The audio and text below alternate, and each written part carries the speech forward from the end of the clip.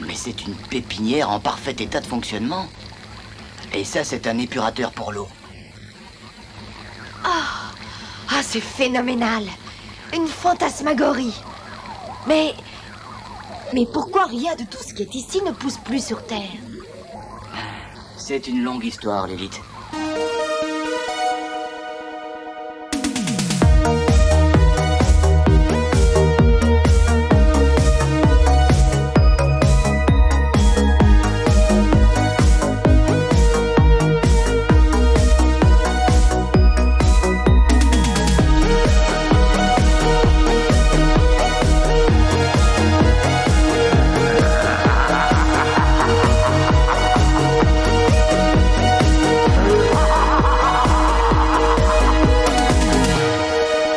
Bonjour à tous et à toutes et bienvenue dans ce nouvel épisode de Jumpscare, votre podcast hebdomadaire sur le cinéma horrifique. Aujourd'hui, interro surprise, attention, je suis rempli de gens étranges, imprévisibles et dangereux. La poussière couvre le sol, la logique est absente, la connerie est ambiante, la morale est en option et des milliers de rats me peuplent. Je suis, réponse A, Châtelet-Léal, réponse B, l'espace commentaire de la vidéo du coin du bis sur la Nazi Spotation, ou réponse C, les rats de Manhattan réalisés par Bruno Mattei. Mathieu, duo carré ou cash? Je dirais duo. Vas-y. Entre les rats de Manhattan ou l'espace commentaire de ta vidéo? Je dirais quand même les rats de Manhattan, parce que je fais un minimum le ménage. Il n'y a pas trop de nuisibles, du coup. C'est ça. Même si on voit des screenshots un peu honteux des fois, mais bien joué. C'était difficile. En tout cas, bravo. Mais oui, aujourd'hui, on va bel et bien retourner au cœur du bis italien.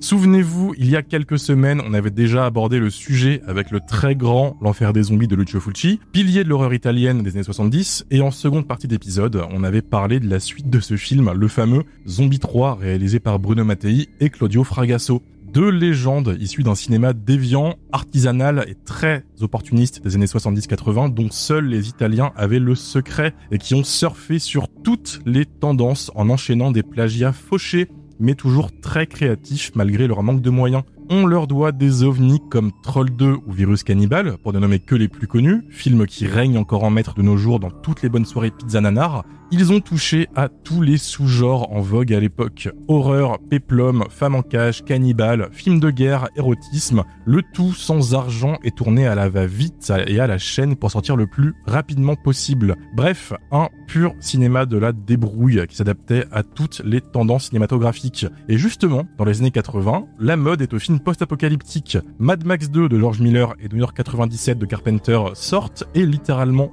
tous les réalisateurs italiens vont tenter de surfer sur la vague. Et ce sont des dizaines de sous-Mad Max peuplés de sosies de Kurt Russell qui vont envahir nos écrans, pour le meilleur ou pour le pire. Car pour une bonne surprise comme 2019 après la chute de New York de Sergio Martino, ou Les Guerriers du Bronx de Enzo G. Castellari, on doit se taper un 2020 Texas Gladiators de Joe D'Amato. Et croyez-moi, vous n'avez pas du tout envie de vous taper 2020 Texas Gladiators. Ça dépend. Non, Lily. Non, trop tôt. Et évidemment, il était impossible pour le duo Mattei-Fragasso de ne pas participer à la fête. Et c'est donc en 84 que sort Les Rats de Manhattan sur les écrans. En l'an 2015 de l'ère chrétienne, la bêtise et la folie humaine triomphèrent. Des centaines de bombes atomiques dévastèrent les 5 continents. Quelques survivants, terrorisés par le massacre et par la désolation qui régnait à la surface de la Terre, allèrent se réfugier dans des souterrains. C'est ainsi que naquit l'ère de l'humanité après la bombe, celle de la deuxième humanité. Après un siècle de cette survie en sous-sol, quelques hommes et femmes ne supportant plus les lois de la nouvelle humanité choisirent de retourner vivre au grand jour. C'est ainsi que naquit une nouvelle race de primitifs, qui n'eut plus aucun contact avec les gens du sous-sol. Ceux de la deuxième humanité qui considéraient les primitifs comme des sauvages. Les primitifs de leur côté tenaient les membres de la deuxième humanité pour des ennemis. Cette histoire commence à la surface de la Terre en l'an 225 après la bombe. Aussi sorti sous le titre Les Mutants de la Seconde Humanité, titre qui spoile totalement le film au passage. Officiellement réalisé uniquement par Bruno Mattei, mais en réalité co-réalisé en sous-marin par son comparse Claudio Fragasso, il décide de s'éloigner de l'idée de faire un remake total de Mad Max, et ils vont plutôt sortir du lot en ralliant leur film au sous-genre du film d'agression animale, puisque Les Rats de Manhattan prend place en l'an 225 après la bombe, et le monde est divisé en deux camps. Il y a ceux qui vivent sous terre, les civilisés, et les primitifs qui vivent à la surface et qui habitent dans les terres désolées. Nous suivons une bande de motards primitifs qui débarquent dans une ville déserte à la recherche d'eau et de nourriture. Hélas, la nuit venue, des hordes de rats mutants attaquent, forçant notre groupe de survivants à se barricader dans une étrange base scientifique dans laquelle ils devront lutter pour survivre, en attendant que la civilisation souterraine vienne à leur secours. Chose qui arrivera dans une séquence finale complètement what the fuck qui vaut à elle seule le visionnage du film. Mais avant d'aller plus loin, il faut savoir que justement le film met en scène des vrais rats. Si vous aimez le bis italien, ça vous surprend pas du tout, mais attention pour celles et ceux qui nous suivent et qui regardent les films du podcast et qui sont sensibles à la présence de vrais animaux dans les films d'horreur. C'est peut-être pas un film pour vous, car même si on est très très loin d'un Cannibal Holocaust par exemple, il y a clairement des cascades orchestrées avec des lance-flammes et des torches, et beaucoup de rats n'y survivent pas. Et on vous en voudra pas si vous sautez ce film à cause de ça, c'est pas grave du tout, contrairement à ce que disent quelques personnes bizarres dans nos commentaires YouTube parfois. Et d'ailleurs, puisqu'on parle de rats, n'oubliez pas qu'on a un code promo Shadows, la première plateforme de SVOD française. Utilisez le code Jumpscare 2025 pour ne payer l'abonnement qu'1 € par mois pendant 3 mois à la création d'un nouveau compte. Ça vous permet de profiter d'un très très gros catalogue de films d'horreur à un prix très très surmulot compatible. Donc voilà, faites-vous plaisir. Et pour terminer... Surmulot compatible. Et pour terminer cette introduction beaucoup trop longue, cerise sur le gâteau, les Rats de Manhattan étant une production franco-italienne et étant dotée d'un casting international, franco-italien donc, c'est-à-dire français, italien et même américain, et on a ramené la partie française du casting pour participer à ce podcast. En seconde partie d'émission, on sera donc en présence de Jean-Christophe Bretignière, alias Lucifer dans le film. Rien à voir avec Satan, c'est juste un mec qui s'appelle Lucifer. Et il sera accompagné d'Anne-Gisèle Glass qui joue Myrna dans le film, la gamine qui fait que crier. On a pu s'entretenir avec eux autour du film et ils ont partagé beaucoup de souvenirs du tournage et ont donné beaucoup d'infos sur comment ce genre de série B se tournait à l'époque. Et sans spoiler l'entretien, vous serez très surpris de savoir que de Bruno Mattei à Jean-Luc Godard, il n'y a qu'un pas. Pour parler des Rats de Manhattan aujourd'hui, je suis accompagné de ma team de gros rongeurs. Évidemment, on va parler de Cinéma Bis, il n'allait pas louper ça. C'est Mathieu de la chaîne YouTube Le Coin du Bis. Salut. Autre défenseuse du cinéma bis et du cinéma d'exploitation, c'est Lily, rédactrice pour le blog du cinéma. Bonsoir.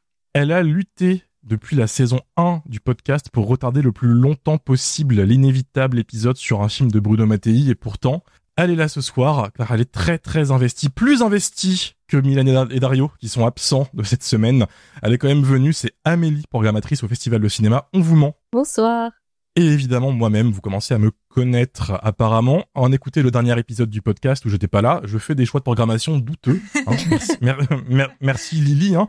Romain du bistrot de l'horreur sur Filmo. Pour commencer, Lily, quand j'ai débarqué et que j'ai proposé l'idée de faire un épisode sur les Rats de Manhattan, tu étais de loin la plus enthousiaste. Tu connais déjà le film, tu l'avais déjà vu, comme toute personne saine d'esprit. Est-ce que ce choix de programmation te satisfait cette semaine ? Vous savez, moi, quand il y a des gros ratasses qui mangent des gens et que ça baisouille, je suis contente. Voilà. Il m'en faut très peu finalement, même si je m'attendais à beaucoup mieux pour une scène de cul entre Lucifer et Lilith. C'est vrai. Finalement, tout se passe dans un sac de couchage. Quel dommage. Bref, mais je trouve quand même ce film complètement visionnaire. Qui se serait douté que dans le futur, il y aurait un retour de la cuissarde à franges, du body sous cap rouge et que Renaud Séchant deviendrait chef de gang. Voilà, c'est une vision de l'avenir suffisamment inusitée pour qu'on en tienne compte. Donc pensez à garder vos cuissardes au cas où Mattei aurait raison. Cela dit, dans notre petite discussion privée, je vous ai trouvé super dur avec les Rats de Manhattan pour certains. Parce que quand je vous lisais là-dessus en off, je me disais « Oh, la corvée !» Et j'avais pas du tout envie de le revoir, figure-toi, Romain. Voilà. Parce que quelle surprise. Ouais, je suis désolée, je suis pas une grande amatrice de Mattei, en fait. Il y a très peu de ces films qui m'éclatent vraiment. Donc j'y allais quand même en traînant des pieds. Et finalement, je me suis pas ennuyée du tout. J'ai énormément ri et je me suis posé beaucoup de questions sur la logique humaine. pourquoi, pourquoi, par exemple, vous n'utilisez pas votre putain de lance-flamme pour foutre le feu et vous barrer? Pourquoi, alors que vous avez le chef des rats bien en vue et suspendu en hauteur comme une cible vivante, vous ne lui tirez pas dessus? Voilà. Quel est ce trouble hystérique étrange qui apparaît et disparaît aléatoirement? Et est-ce que les pneus crevés de vos motos vous empêchent vraiment de prendre la fuite à pied? Et à ces écueils scénaristiques s'ajoutent des éléments de mise en scène assez hilarants, je dois dire. Il y a les caisses en carton au début, elles ont l'air tellement peu solides qu'on se demande pourquoi ils ont besoin d'un pied de biche pour les ouvrir. Les rats aussi, ils les attaquent jamais en fait, on se contente de les lancer sur les acteurs. Et ça se Ils sont voit. chill, les rats. Et on voit aussi distinctement sur les gros plans sur la meute de rats, ça j'avais pas vu la première fois, qu'ils ont semé des graines au sol pour les faire bouger. Voilà. Ça se voit que c'est des rats domestiques en fait, ou en tout cas des rats qui ont l'habitude des humains et qu'ils étaient pas très actifs quoi. Alors c'est sûr que ce film c'est pas du grand art du coup, mais je trouve pas en fait que ça soit si nanar que ça. Déjà ça se tient d'un bout à l'autre. C'est pas un truc incompréhensible sans queue ni tête, ce qui me fait complètement décrocher dans ce genre de truc, et je peux vous assurer que c'est pas toujours le cas dans ce type de prod. Puis quand même le montage est vachement correct, l'éclairage est pas mal, c'est pas si mal réalisé que ça. Alors certainement parce que c'est beaucoup plus Claudio Fragasso qui a assuré le tournage que Mattei. Et quoi qu'on en pense, Fragasso, c'est un meilleur technicien que Mattei. Même si, bien sûr, c'est ultra cheap et qu'on est sur un post-apo zéro budget tourné dans un entrepôt, quoi. Après, je trouve que ce film est quand même assez sincère parce que, comme tu le disais, Romain, en intro, au sein de la filmographie de Mattei, on avait beaucoup de copier-coller de films américains, comme Cruel Jaws, qu'il a fait passer pour Les Dents de la Mer 5, par exemple. Et oui. Ça, il le faisait sans vergogne. Il reprenait les mêmes scénarios, il utilisait masse de stock shots quand il volait pas carrément les images d'autres films. Et là, finalement, dans celui-là, il y a juste un peu de stock shot au début. Et même si ça surfe sur le succès de Mad Max, ça se voit très bien, ça tente quand même un scénario un peu plus original. Et pas si stupide que ça, en fait, le scénario, puisque c'est vrai que les rats, c'est une espèce très intelligente et organisée. Il y a, comme le veut la légende urbaine, s'ils étaient aussi gros que nous, ils domineraient le monde. Mais après, je reconnais que l'exécution de l'idée n'est pas brillantissime, mais on tenait un truc, mine de rien, qui, entre les mains d'une autre équipe, aurait pu donner quelque chose de plus intéressant, certes, mais ça n'empêche que les rats de Manhattan a quelques fulgurances, notamment son plan de fin. Le face reveal là, qui, Oui. ça a peut-être l'air un peu ridicule, mais je trouve pas ça si dégueu que ça en fait. La première fois Non. que je l'ai vu, je me souviens que j'ai eu un peu peur parce qu'il y a un petit côté vallée dérangeante qui rend ce plan quand même un peu efficace.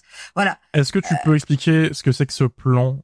On va spoiler, désolé pour ceux qui écoutent, je voulais pas spoiler, mais du coup, oui, en fait, à la fin, les deux protagonistes qui survivent à l'attaque des rats géants, à l'attaque des rats miniatures, sont sauvés par des créatures humanoïdes. Le peuple d'en bas, ouais. Voilà, du peuple d'en bas, et ces personnes ont des combinaisons de protection où on voit pas leur visage, ils ont un masque à gaz. Et à la fin, donc l'une des personnes qui les sauve retire son masque et on s'aperçoit que c'est un rat géant. Alors le maquillage est pas raté, je dirais pas ça. Voilà, donc je pense qu'il y a un petit souci au niveau de l'éclairage et tout. Si ça a été filmé sous un autre angle, le plan aurait été beaucoup plus beau. Mais ça n'empêche que, voilà, comme je disais, il y a ce petit côté Uncanny Valley qui fait que ça marche quand même un peu, quoi. Je le trouve pas si malhonnête et si mal branlé que ça. C'est clairement pas le pire Mattei, ni le pire film d'exploitation italien du genre, quoi. Voilà. C'est tout à fait honnête. Pour l'anecdote, sur ce rat géant à la fin, je voulais qu'on en parle, parce que, comme tu as dit, en fait, on voit que un plan sur le face reveal et ce maquillage. En face des deux protagonistes qui survivent, dont Geretta Geretta, qui est une actrice un peu culte du cinéma bis, pour ceux qui ont vu Démon de Roberto Bava. C'est elle qui se transforme, elle est dans beaucoup de films de ce genre. Et en fait, la personne sous le maquillage de rat, c'est elle.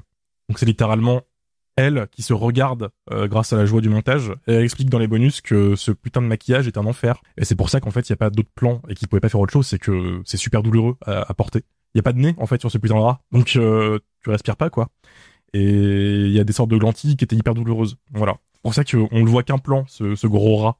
Voilà, c'était l'anecdote de gros nerd pour les fans de Jereta qui nous écoutent. Mais moi je suis totalement d'accord.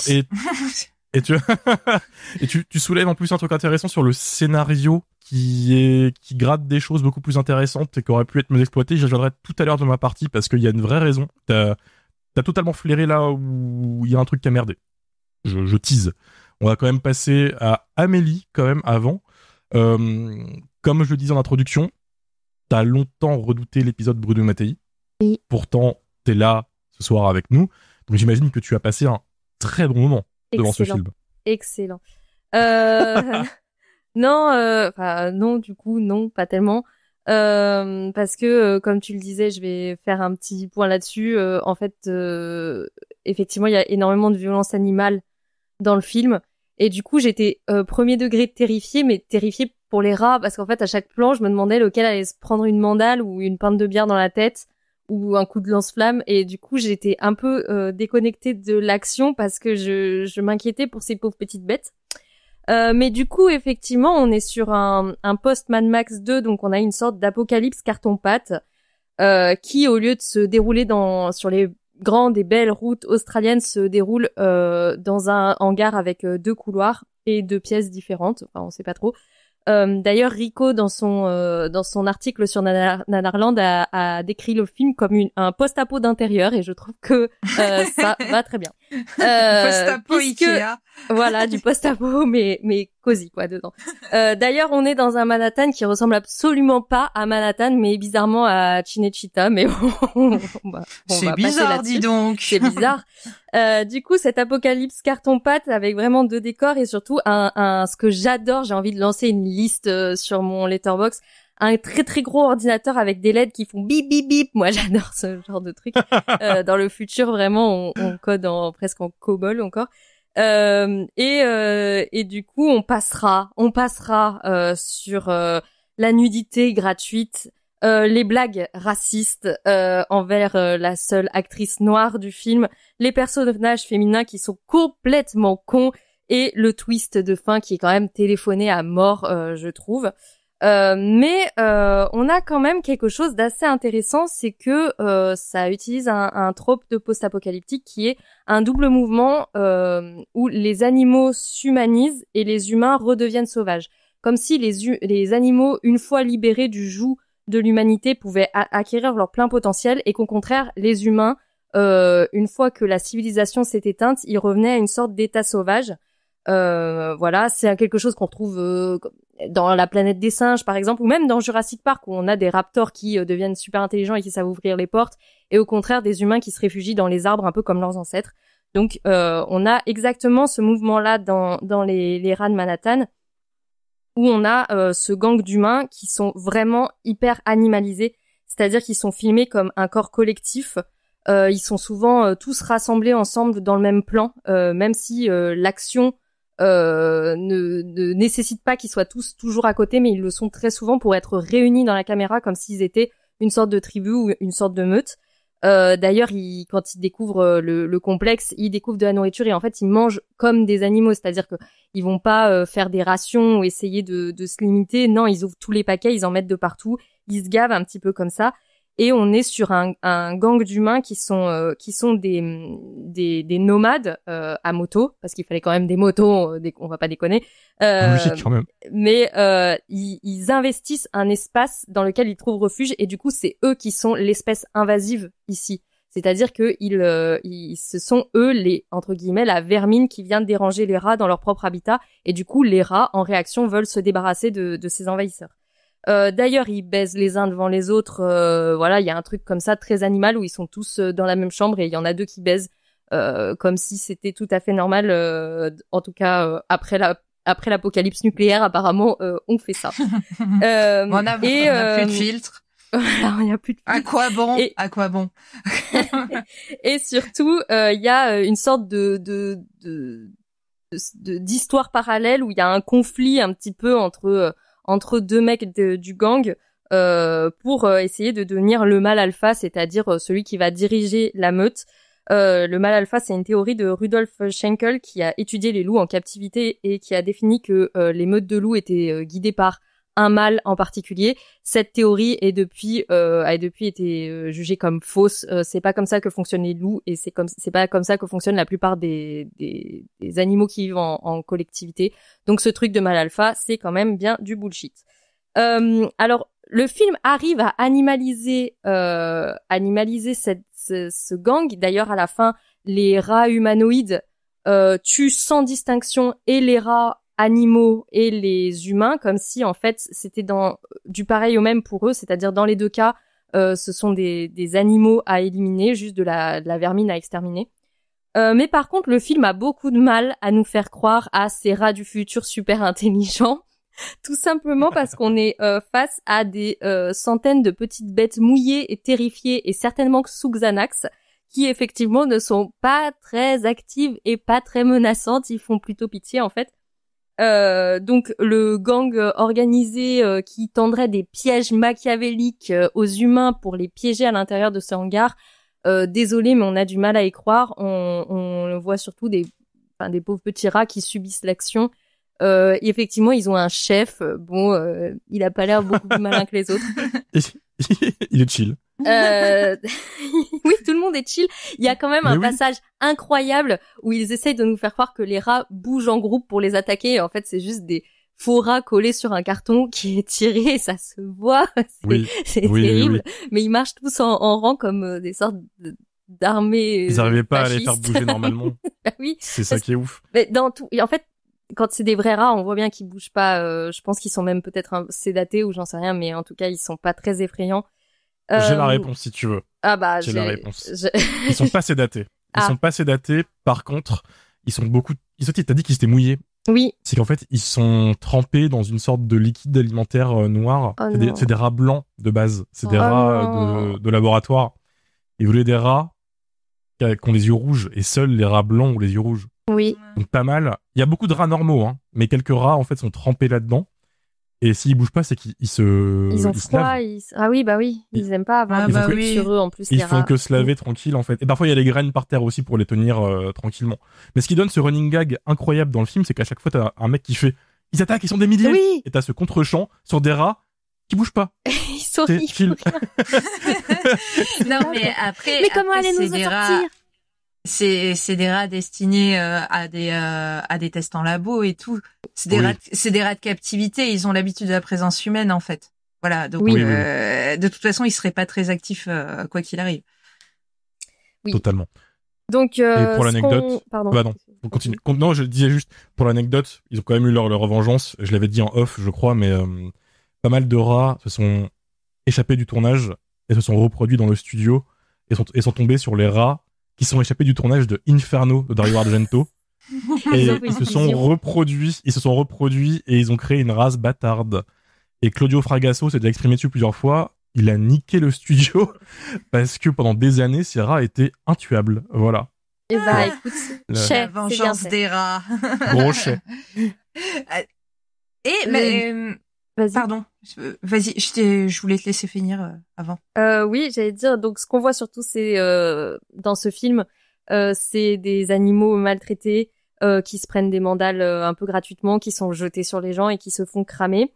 Mais je garderai quand même pour le film quelques plans qui sont pas trop mal composés quand même. Effectivement, tu as dit, Lily, la lumière est pas dégueu. Les cadavres sont pas mal. Ils sont quand même vachement dégueulasses et je trouve que ils marchent bien. Ces cadavres mangés par les rats, je trouve qu'ils sont corrects. Et j'adore, il y a un surjeu constant des acteurs qui est donc du coup inversement proportionnel à l'apathie de nos pauvres petits rats de Manhattan. Non mais j'y avais pas pensé, mais sur l'animalité du gang d'humains, effectivement il y a un truc de renversement de la meute, en fait du système de meute qui s'applique d'un coup aux humains. Effectivement, il y a deux mâles qui se battent pour les femelles. Oui. J'avais pas capté. Merci Amélie. Voilà. Et justement, en fait, je voulais garder ça pour tout à l'heure pour ma partie, mais vous avez lancé le sujet toutes les deux, donc autant y aller. Mais vous avez totalement raison, puisque l'idée de base du film vient d'une scénariste que je peux enfin placer parce que pour moi c'est une des grandes meufs du cinéma bis italien qu'on cite jamais. C'est Rossella Drudi, qui est la scénariste des Rats de Manhattan, qui est la scénariste de Virus Cannibal, qui est la scénariste de Robo War, le remake de Predator de Bruno Mattei, et de plein d'autres films bis, très souvent malheureusement réduite à la femme de Claudio Fragasso. Ils ont souvent bossé ensemble parce qu'ils sont en couple. Et elle a toujours écrit des scripts de malades pour ses séries B, qui se font du coup Bruno Matteiser la gueule juste après. Et quand elle a écrit Les Rats de Manhattan, ça n'avait rien à voir avec ce qu'on a eu, puisqu'elle voulait en effet parler exactement de ça, de retourner les rôles, d'inverser tout, avec les humains qui deviennent sauvages, post-apocalypse, pendant que les rats, les hybrides rats, qu'on voit 1 minute à la fin, avaient un rôle beaucoup plus important et se comportaient comme des humains. Et étaient en plein débat sur s'il fallait accepter l'humanité, et les aider, quitte à se reproduire un peu avec, parce que dans ce scénario, les hommes rats sont sur le déclin niveau espèce. Ça parle de métissage homme-rat, hein, c'est totalement lunaire.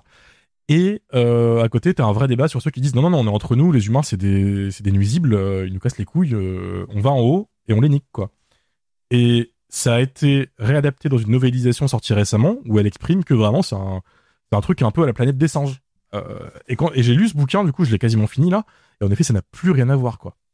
Et tu peux donc voir l'instant précis où Bruno Mattei arrive sur un projet et fait genre, c'est cool ton truc, hein. Mais par contre, on n'aura jamais la thune pour faire ça. Parce que le scénario prend place sur plusieurs semaines. C'est un voyage dans les terres désolées avant qu'ils arrivent dans l'appartement là, bizarre, dans la grande baraque, dans l'entrepôt. Ils sont présents tout le long. Il y a des mutants, des ours mutants. Il y a beaucoup plus de personnages. Enfin, c'est presque un truc à la Furiosa, tu vois, une grande épopée. Avec un vrai sens politique et un vrai engagement, en plus écologique derrière, en mode si on fait pas gaffe, on redevient des sauvages, quoi. On est à ça de retourner à poil dans la nature et de se taper dessus comme des gueux. Voilà. Donc vous avez totalement raison. C'est pas elle qui a écrit Troll 2 aussi? Si, c'est elle. Parce que en fait, dans Troll 2, il me semble que c'est un peu la même histoire. En fait, elle avait écrit un truc sur beaucoup plus profond sur le végétarisme.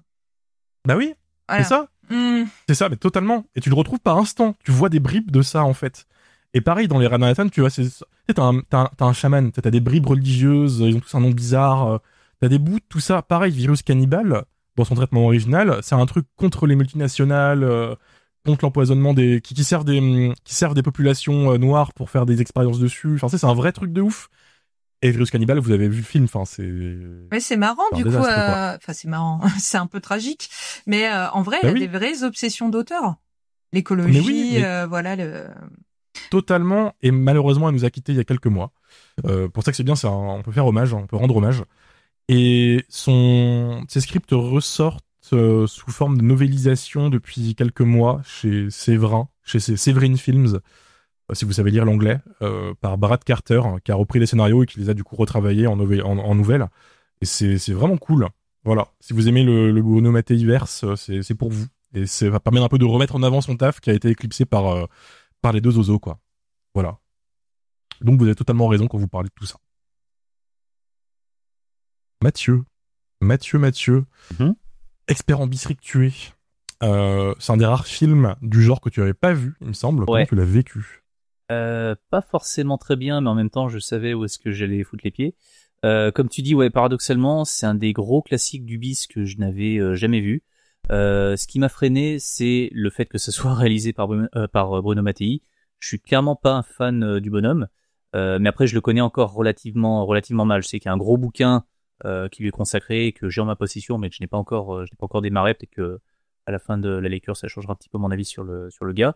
Mais toujours est-il que Les Rats de Manhattan, c'est un titre que j'ai eu en tête comme ça pendant un long moment. Je sais que l'affiche aussi, qui est assez cool, me faisait pas mal de l'œil.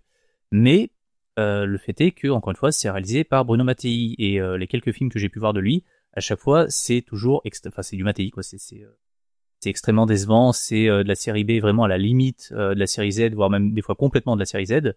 On cite habituellement toujours les mêmes deux films quand on parle des réussites entre guillemets de Mattei, c'est Virus Cannibal et Les Rats de Manhattan, mais ces deux films sont considérés généralement comme des gros nanars.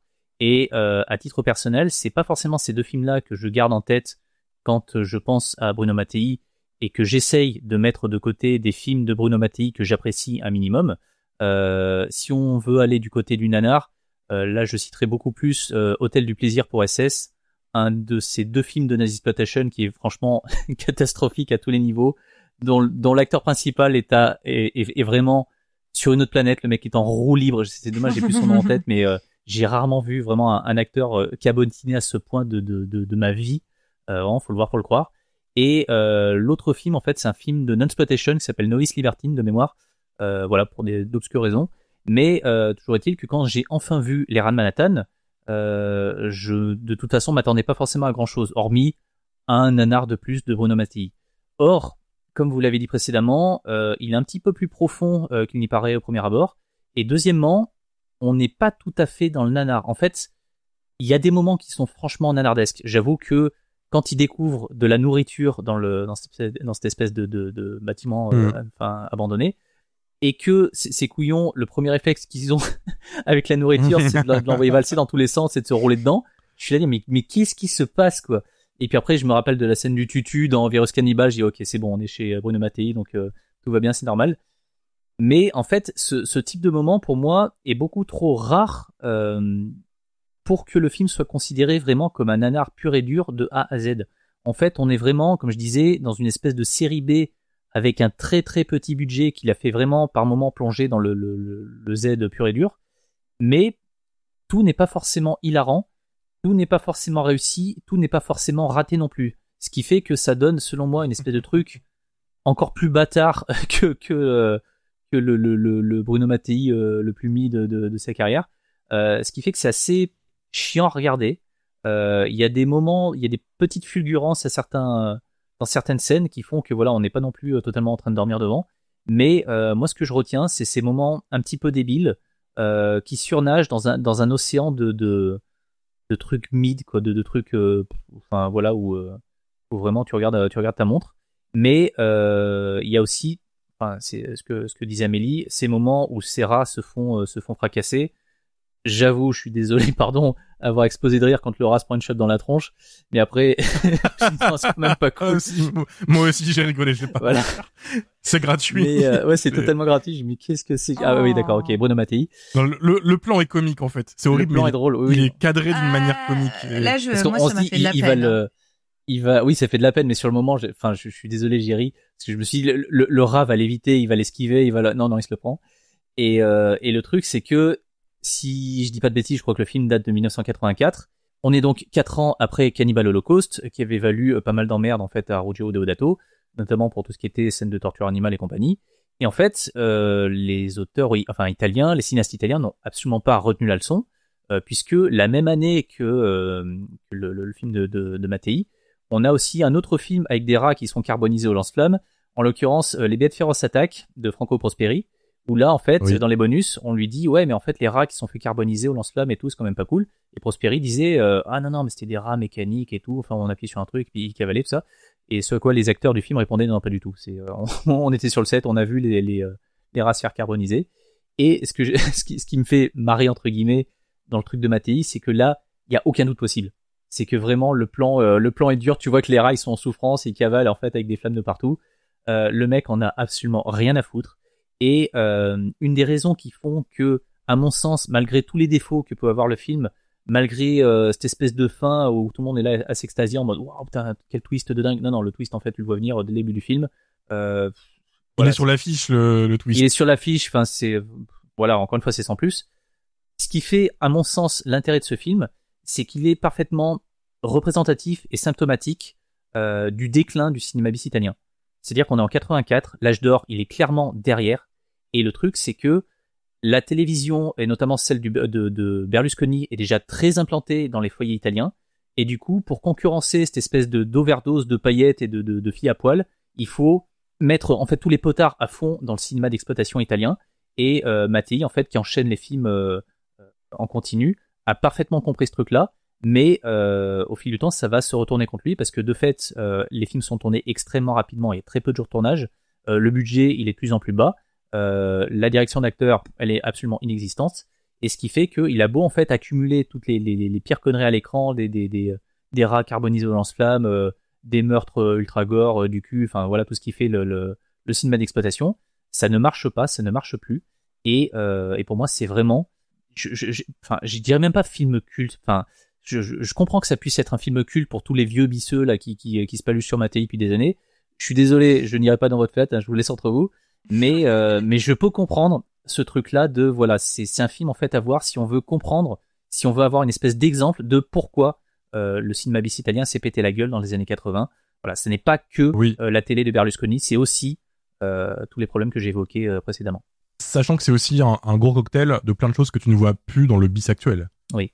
Que ce soit voilà, alors la maltraitance animale, le racisme aussi, parlons de Chocolat. Ah ouais, quand putain, même. Ouais. Une actrice noire qui s'appelle Chocolat. Mais ça, attends, ça c'était dans la version originale ou c'est vraiment les mecs en VF qui ont fait nimp? C'est alors dans le film, même dans sa VO, c'est Chocolate. Pour l'anecdote, le rôle avait été proposé à la colocataire de Geretta, qui était blanche et qui a refusé. Et c'est Geretta qui a fait j'en bats les couilles. Moi, il me faut de l'argent, il me faut un truc là. Et Bruno lui a dit au téléphone, t'es au courant que ça va pas être très bien payé? Elle a fait j'en bats les couilles. Voilà ce qui s'est passé. Elle ne dit pas par contre si le personnage s'appelle Chocolat dans le script original. Dans la novélisation qui est sortie, elle n'est pas là. Donc on sait pas. Vu le niveau de battage de couilles ambiant en Italie à l'époque, moi j'ai aucun mal à croire qu'il se soit dit, vu que chaque protagoniste est quasiment des adjectifs, leur nom, ta vidéo game, tout ça, il soit dit t'es noir, Chocolat. Il y a la vanne où elle se mange de la farine dans la gueule, elle fait je suis blanche, tu vois, ce moment où elle danse et tout. C'est là où moi je me suis dit waouh, ah oui, ok, ils s'en battaient bien les couilles quoi.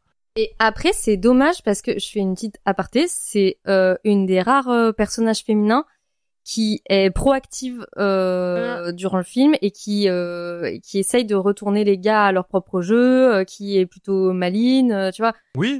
C'est quand même un personnage qui est plutôt intéressant et plutôt cool et c'est dommage que ce soit terni par ce truc raciste là, tu vois. Enfin. C'est pour ça que je disais que c'était pas le seul truc qui l'a caractérisé. Elle a un truc à la futée de l'agence touristique. Tu vois, elle aurait pu, du coup, comme futée, s'appeler futée, tu vois. Oui, totalement. Et c'est même une des meilleures actrices du film, aussi. Tu sens qu'elle prend quand même un petit kiff à faire du bis. Tu vois sa carrière, tu sais, en fait, qu'elle adore ça. Dans l'interview des bonus, elle est déguisée en rat. Tu vois. Concernant les rats, là, comme tu l'as dit, ils peuvent pas mentir. Donc, Clodo Fragasso s'est quand même excusé pas mal de fois sur le sujet. Et je vais un peu spoiler l'interview du casting en seconde partie d'émission. C'est plus quelque chose qui vient du côté italien que du côté français de la production. Les Français étaient totalement contre et la réponse d'Anne Gisèle, je la spoil, quand on lui a posé la question, c'est que les Italiens s'en battent les couilles. Voilà, à l'époque, c'est totalement ça. Faut pas chercher plus loin que ça. Pas chercher un sens, pas chercher un moyen, c'est vraiment, ils s'en battent les steaks. Voilà. C'est triste, quand même. Sachant que faire des faux rats, c'est pas impossible. Et qu'en plus, ils en font pour le film. Moi, je retiens surtout le tapis qui est tiré en fait avec des faux rats et ce qui fait que les faux rats avancent tous à la même vitesse. C'est fabuleux. On dirait des chaînes. Et pour finir, vous parlez des décors, je finis ma salve d'anecdotes puisque voilà, j'ai bien révisé. Je sais pas si vous avez vu un certain film de Sergio Leone qui s'appelle Il était une fois en Amérique. Si. C'est le même décor. Ils ont récupéré les décors du film. Et t'as des splendides comparaisons qui existent. Ils les ont pris tels quels. Ils avaient pris un peu la poussière. Ils ont même pas maquillé le truc. Voilà. C'est pour ça. Donc quand tu verras ce chef-d'œuvre de Sergio Leone, tu penseras bien sûr à Bruno Mattei maintenant. Voilà. Merci l'Italie. En tout cas, je vais clôturer et je m'apprête à grimper en haut d'une colline assez impressionnante. Je vous propose qu'on s'y retrouve tout en haut si vous vous accrochez assez bien. C'est une série B qu'on a. Oui. J'allais dire que j'avais le vertige, Romain, donc. Mais t'es déjà en haut de la colline avec moi, c'est ça le problème, Lily. On y est déjà. Je trouve que c'est une série B qu'on a beaucoup plus sous le capot que ce que j'espérais.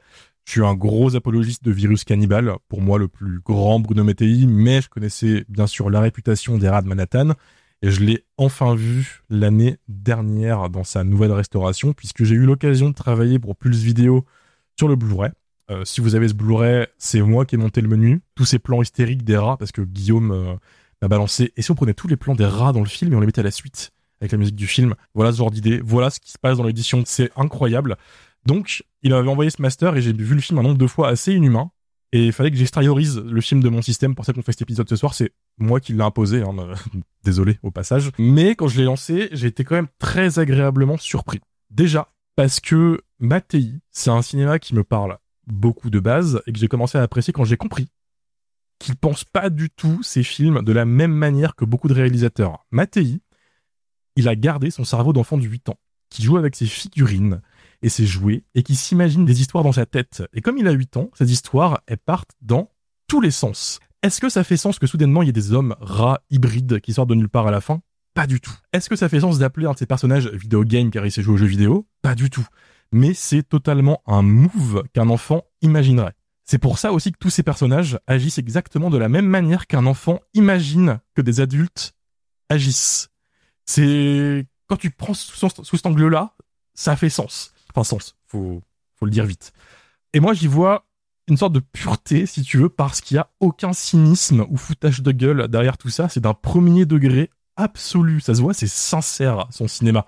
Opportuniste, à la limite, faut quand même le dire, hein, on parle de films qui plagient beaucoup de films. Mad Max, on en a parlé, et beaucoup de The Thing. On a quand même zappé qu'il y a quand même un mec qui ressemble à Kurt Russell, qui s'appelle Kurt, dans le film. Voilà, avec un lance-flamme. Puis là, c'est surtout un énorme plagiat de La Nuit des Morts Vivants. La structure du film est complètement basée là-dessus, quoi. Aussi, bien sûr, avec tu remplaces les morts vivants par des rats. C'est exactement la même chose. Tout est là. Donc bref, opportuniste mais sincère. Et faut être honnête, t'as beau quand même lui donner toutes ces références, malgré le côté plagiat, bah ça ressemble toujours à ce qui se passerait si tu dis à un gamin de te redire ou de jouer avec ses potes ce qu'il a vu, quoi. Tu donnes zombie à Bruno Mattei, ça fait virus cannibale. Et c'est exactement ce qui se passerait si tu avais des gamins de 8 ans qui le faisaient. Tu leur donnes à ces gamins, on va faire des zombies de Tofuchi, ça donne quoi? Zombie 3. Non mais c'est vrai, ça fait sens. Et les rats de Manhattan, bah c'est ça, c'est Mad Max, c'est The Thing, c'est La Nuit des Morts Vivants. Et tu dis aux gosses, bah refais le truc et paf, ça donne ça, quoi. Alors certes, c'est aussi un cinéma qui souffre des torts du cinéma italien de l'époque, on l'a dit, le racisme, la maltraitance animale. Mais à côté, je trouve que le film est plutôt joli, comme vous l'avez dit. Enfin, faut le dire vite encore une fois, parce qu'on reste dans une série B italienne, il y avait peu de moyens, c'était 4 semaines de tournage, j'ai même pas 30 000 balles de budget. Mais moi, j'ai jamais adhéré à l'idéologie dominante que, comme quoi, Bruno Mattei, c'est irregardable. C'est parfois chiant, c'est parfois mal branlé, c'est techniquement pauvre par instant, complètement con souvent, mais ses plans sont toujours parfaitement cadrés et lisibles. C'est jamais mal éclairé. Tu vois ce qui se passe et c'est surtout toujours bien monté, parce que Bruno Mattei, c'est un bête de monteur. C'est un mec qui est connu dans le cinéma italien pour avoir aidé beaucoup de réalisateurs au montage. C'est le mec que t'appelais quand t'avais un souci de pellicule et qu'il fallait un mec qui charcute, quoi. C'est ça c'est sa qualité principale. C'est un énorme techos là-dessus. Et on peut pas en dire autant de beaucoup de séries B à l'époque ou actuelles, tu vois. Ouais, tout à fait. Voilà. En plus, grand luxe, c'est du 35 mm et le chef opérateur, c'est Franco Delicoli, qui a bossé avec juste Dino Risi, Sergio Leone, Lamberto Bava ou encore Pasolini. Un mec qui sait tenir sa caméra et ça se voit. Il sait éclairer un plateau et il y a des plans, des fois, je me dis, putain, mais ça, c'est pas du Bruno Mattei, c'est pas possible, tu vois. Je pense à un moment où il y a le chaman Deus qui fait son speech sur comment fonctionnent les rats, où le mec est hyper sérieux et lâche un pur monologue, et la caméra tourne autour de lui, il se rapproche de lui avec ce petit éclairage en liseré bleu derrière. Je me dis, waouh, mais attends, mais un plan bien fait dans mon Bruno Mattei, mais où suis-je? Qu'est-ce qui se passe? C'est bien éclairé? Voilà. Quand la meuf, elle fait sa crise d'hystérie aussi, elle est derrière une verrière, il me semble, et il y a une sorte de lumière un peu rose, comme si c'était l'aube qui se levait, tu vois.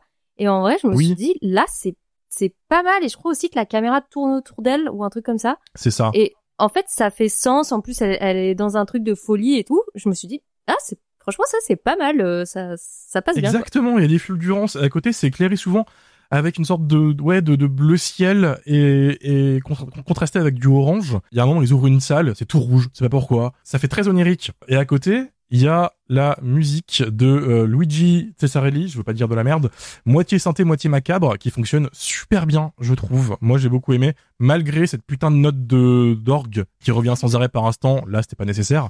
Mais par instant, je me dis, ouais, c'est pas dégueu aussi du niveau du son. Et puis, s'il vous plaît, la fin du film, quand même. Elle est bien. Fallait la faire. On la voit venir, mais elle est parfaite. Ce plan sur ce vieux rat qui fait son vieux comme ça, suivi du cri de la meuf. Mais quelle fin! Moi, j'en veux plein. Alors, comme beaucoup de bis italiens, c'est une promesse d'un film qu'on verra jamais, parce que moi, j'aurais bien voulu voir une suite à ça, tu vois. Mais c'est parfait. Enfin, je sais pas. Moi, la magie est opérée sur moi, sur ce film. Et j'ai trouvé, en effet, que vous étiez un peu dur, même si, au final, vous êtes beaucoup moins dur que je pensais. Parce que moi, j'avais juste lu vos messages pré-épisode. Et je suis content que ça ait généré ce débat. Mais voilà, j'entends totalement les défauts du film. J'entends totalement que c'est peut-être pas aussi nanar qu'on aimerait. J'entends totalement que le traitement des rats et de plein d'aspects du film est compliqué. Mais d'un côté, c'est un vrai ovni avec plein de choses qu'on voit plus aujourd'hui et que ça vaut le coup quand même de se confronter au truc pour voir ce qui se faisait à l'époque et voir en effet pourquoi le bis italien a foiré. Et ouais, c'est un ovni que moi j'adore. Voilà. Moi, je trouve pas la fin si téléphonée que ça. Vraiment, moi, je me souviens que la première fois que j'ai vu, je m'attendais pas à ça. Pour l'avoir remontré à mon coloc de confinement, qui a subi beaucoup de choses pendant le confinement, dont Sorceress 1 et 2. Il s'attendait pas à ça non plus, et j'ai eu un petit sursaut de sa part à la fin, alors qu'il s'était fait chier pendant tout le film. Il a passé un bien moins bon moment que moi, quoi. Donc je la trouve pas si téléphonée que ça. Je pense que ça fonctionne si t'es pas très au fait du genre post-apo, quoi, et de ce genre de twists finaux dans le cinéma bis, quoi. Oui. Quand tu la vois venir, par contre, moi je l'ai vu venir, puis je connaissais l'affiche du film, donc forcément aller dessus. Donc tu te dis est-ce qu'ils vont y aller, etc. C'est plus le côté genre est-ce qu'ils vont l'oser cette fin. Ah ouais. Parce qu'ils auraient très bien pu la teaser sans y aller. C'est du Bruno Mattei, il faut pas déconner. C'est vrai que j'avais peut-être pas vu l'affiche à l'époque, la première fois. Peut-être pas. Sur beaucoup d'affiches, ils ont utilisé en fait ce symbole de l'homme rat en combinaison. Tu captes vite. Puis ils sont vachement mystérieux ces hommes en combinaison. Et n'ont pas leur visage comme par hasard, donc tu sais qu'il y a un truc, quoi. Enfin voilà, je dirais peut-être une meilleure porte d'entrée pour Bruno Mattei que Virus Cannibal, qui est souvent balancé. Virus Cannibal, faut se mouiller la nuque avant de rentrer dedans. Ouais, faut enfiler un tutu aussi. Faut enfiler un gros tutu, exactement. C'est compliqué. C'est un peu plus osé, disons-le. C'est du pur Mattei en roue libre et coquet. Mais voilà, moi j'adore. Je suis content de pouvoir enfin l'extérioriser. J'en peux plus de ça. Mais après, ce que j'aime bien avec Mattei, c'est que je lui reconnais cette espèce de talent magnifique, c'est d'arriver toujours systématiquement après la bataille. C'est-à-dire que quand il y a une mode d'un sous-genre du bis, tu vois, et à partir du moment où en fait la mode commence à se terminer, c'est le moment où Mattei se dit ah tiens, ça serait une bonne chose en fait de faire un film de ce genre-là qui justement en fait ne marche plus. Et je trouve ça absolument génial. Enfin, quand tu regardes sa filmographie, c'est quasiment que ça, quoi. Le mec est toujours arrivé systématiquement un train en retard. Et c'est la magie du truc. Là, en fait, on parlait justement de l'espèce de twist final avec le face reveal en fait du rat géant. Mais ce truc-là, ça avait déjà eu lieu dans pas mal de grands classiques du cinéma d'épouvante mondial, quoi. Que ça soit Trauma, que ça soit Ne vous retournez pas. Il y avait ce truc aussi du quelqu'un en fait dont on ne voit pas le visage qui le révèle dans les dernières secondes du film et puis tac, il y a un sursaut. Voilà, tu vois. Donc, même ça, tu vois, j'ai la sensation qu'il l'a piqué à d'autres et que encore une fois, il arrive trop tard, tu vois. Mais j'ai pas vu Ne vous retournez pas, Mathieu, ok? Moi, mon Ne vous retournez pas, c'est les rats de Manhattan. C'est aussi, je pense, un gros hommage à la planète des singes. Aussi, ouais. Oui, c'est ce même type de reveal. Enfin, voilà. La restauration du film est très très belle aussi au passage. Pour ceux qui ont connu l'époque de la VHS, ça fait du bien. C'est loin d'être le meilleur post-apo italien. Par contre, c'est pas lui que je recommanderais en priorité. Il y a 2019. Après la chute de New York, de Martino, qui est bien au-dessus du game. Mais voilà, moi c'est un très bon cru. Je suis content qu'on ait pu en parler. Et d'ailleurs, je suis aussi content qu'on ait le casting avec nous, puisque c'est pas tous les 4 matins qu'on a le casting d'un Bruno Mattei dans un podcast. Donc ça fait plaisir. C'est une interview qu'on a fait sur Zoom, donc le son est un petit peu chaotique. On est désolé pour ça. On peut pas contrôler malheureusement. Je vais essayer de l'améliorer au montage, mais je garantis rien. C'est une interview aussi qu'on a fait avec Max de Delevated Horror, puisque l'équipe Jumpscare bossait. Comment osait-il? Je ne sais pas. Et donc on s'est retrouvé avec Max à interviewer le casting, qui est un peu le stagiaire à force. C'est sa 4e participation au podcast. Donc voilà. Et puis il est fan de bis italien, donc c'était logique. On se dit à la semaine prochaine, et je crois que c'est Shaun of the Dead, le film, normalement, de Edgar Wright. Niveau actu, il y a le festival de cinéma Interdit au Club de l'Étoile où Amélie est jury ce week-end. Oui, tout à fait. Mathieu sera dans le coin aussi, il aura plein de stickers, n'hésitez pas à aller bien le voir, ça va lui faire plaisir. Et puis voilà, et on a le Blu-ray de Body Trash avec Lily dans les bonus, qui est toujours dispo, il me semble. Oui. Ou alors il est sold out, Lily? Il est toujours dispo. Alors, c'est sold out chez certains revendeurs, mais c'est toujours dispo sur les plus grosses boutiques, sur Amazon, tout ça, sur la Fnac. Il me semble qu'il est à la Fnac aussi. Il faut que je vérifie. Eh ben, c'est parfait. De toute façon, je mettrai le lien en description pour tout ça. D'ici Shaun of the Dead, on vous laisse avec l'interview du casting. Et puis, ben, on vous dit la semaine prochaine. À la semaine prochaine. Salut. Ciao. Bisous les petits rats. Hop. Eh ben écoute, on va se lancer dans pas mal de petites questions pour vous deux. On vous remercie encore en tout cas. Première question, on va commencer par le début, si vous voulez bien. Les Rats de Manhattan, c'est un film que vous avez tourné au début de vos carrières respectives. Comment est-ce que vous avez été approché pour tourner dans le film ? En fait, j'avais un copain qui s'appelait, je ne sais plus comment, et j'étais venue lui rendre visite à Rome, et il me dit, mais pourquoi tu verras pas mon agent? Et je vais voir son agent, et son agent me dit, ah bah oui, je cherche une actrice comme vous, j'ai des essais à faire passer cet après-midi, vous y allez? Je dis, bah ok, mais je parle pas italien. Et du coup, c'est là que Jean-Christophe t'es venu m'aider, ou je me trompe? Si tu le dis, c'est sûrement vrai. Donc tu as fait la traduction pour moi, parce que je. Ah oui, tu parlais pas italien. Ouais, je t'ai arrivé depuis un peu plus longtemps que toi. Voilà. Et donc j'ai signé un contrat avec la maison de prod pour plusieurs films. D'accord. Béatrice Film, non? C'est ça? Je me souviens plus. Oui, c'est possible. Moi, ouais. Et donc j'ai tourné 2 films et après j'ai arrêté.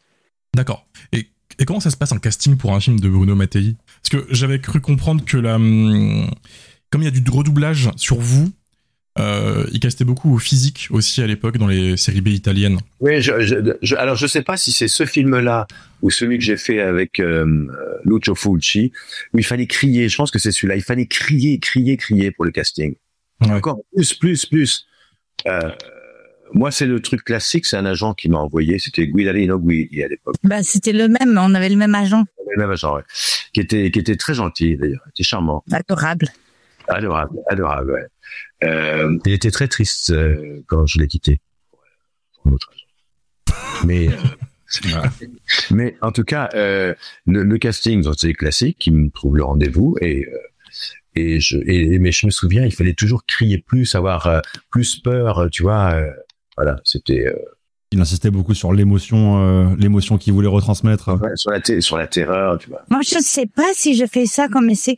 Moi, je crois que j'ai fait un espèce d'essai global. Ils cherchaient une espèce de vedette maison, quoi. Ils cherchaient une actrice pour leur production. Et donc, j'étais censée faire 6 films avec eux. Donc toi, Gisèle, t'as plus auditionné pour une boîte de production que pour ce film-là en particulier, quoi. C'est ça que... Ouais, c'est ça. J'ai fait les films de la prod, quoi. Enfin, ils sont complètement dégagés, d'ailleurs. Quoi? Pour réussir à sortir de leur crise. Bah, écoute, c'était pas le deuxième film que j'ai fait avec eux, c'était un peu chaud, quoi. Ouais. C'était lequel ? Ça s'appelle La ragazza del fondo del parc. Et c'était une histoire, une espèce c'était une histoire vraie d'une fille qui s'était fait manipuler, tout ça, et le metteur en scène qui était l'assistant de Visconti, il était barge. Et il faisait des prises secrètes. Ah oui, d'accord. Oui. Ok. Ah d'accord. Voilà, donc enfin bon, voilà. Et donc à un moment donné, j'ai dit ben vous savez, moi je suis mineure, hein, donc à un moment donné, ça va mal se passer. C'est vrai, vous aviez quel âge quand vous avez auditionné pour les Rats de Manhattan ? 16 ans. 16 ans, ouais. Et c'était il y a très longtemps. À l'époque, la majorité c'était plutôt 21. Ouais, donc forcément. Jean-Christophe, t'avais quel âge toi à cette époque-là ? 25 ou peut-être 26. Moi, c'était vraiment le premier film dans lequel je... Et justement, par rapport à votre parcours de comédien, c'était du coup au tout début, mais est-ce que vous connaissiez un petit peu les ozos? Est-ce que vous connaissiez un petit peu là où vous alliez mettre les pieds? Bruno Mattei, Claudio Fragasso, c'était des noms que vous connaissiez déjà? Vous étiez familier avec leur travail ou pas du tout? C'était vraiment une première? J'avais jamais vu de film d'horreur. Ah. J'en ai toujours pas vu d'autres d'ailleurs. C'est pas le style de la maison. J'en ai vu beaucoup parce que j'étais j'étais jurée dans des festivals d'horreur, quoi. Ouais. Films d'horreur, donc bon, j'en ai vu pas mal. Mais Mais c'est pas, enfin, après, c'est pas ce que je vais regarder quand je vais au cinéma, j'avoue. Ouais, et j'imagine qu'en tant que comédien, ne pas savoir du tout, du coup, dans quel style on met les pieds et se retrouver dans les rats de Manhattan, ça doit faire quelque chose quand même.